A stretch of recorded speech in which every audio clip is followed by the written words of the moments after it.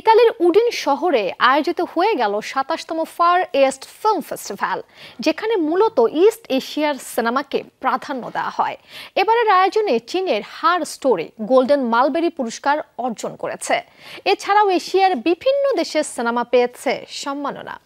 বাছাইকৃত লাল সরিষার দানা থেকে তৈরি হয় প্রাণ সরিষার তেল, আসল ঝাঁঝে আসল স্বাদে।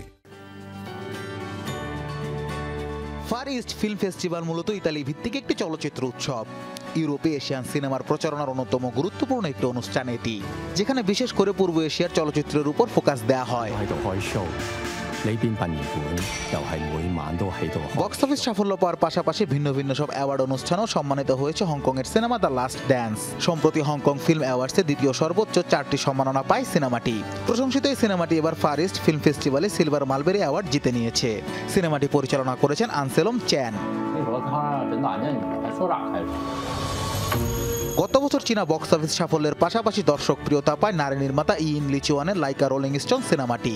ফ্যামিলি ড্রামা ঘরানার সিনেমাটি মেইনল্যান্ড চায়না মঞ্চে ব্যাপক আধিপত্য বিস্তার করে। সুন্দর ও মনোমুগ্ধকর গল্পের সিনেমাটি ফার ইস্ট ফিল্ম ফেস্টিভ্যালে ক্রিস্টাল মালবেরি অ্যাওয়ার্ড জিতে নিয়েছে। 2024 সালের চীনা কমেডি ড্রামা হার স্টোরি ব্যাপক প্রশংসিত হয়। সেই সাথে বক্স অফিসেও ব্যাপক সাড়া ফেলে সিনেমাটি।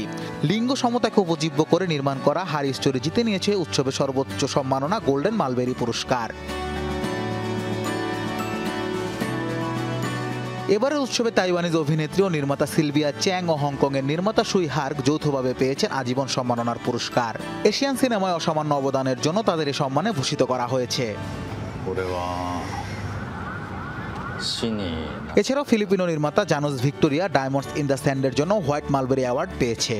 জাপানিজ মনস্তাত্ত্বিক thriller welcome to the village সেরা চিত্রনাট্যের জন্য মালবেরি পুরস্কার পেয়েছে।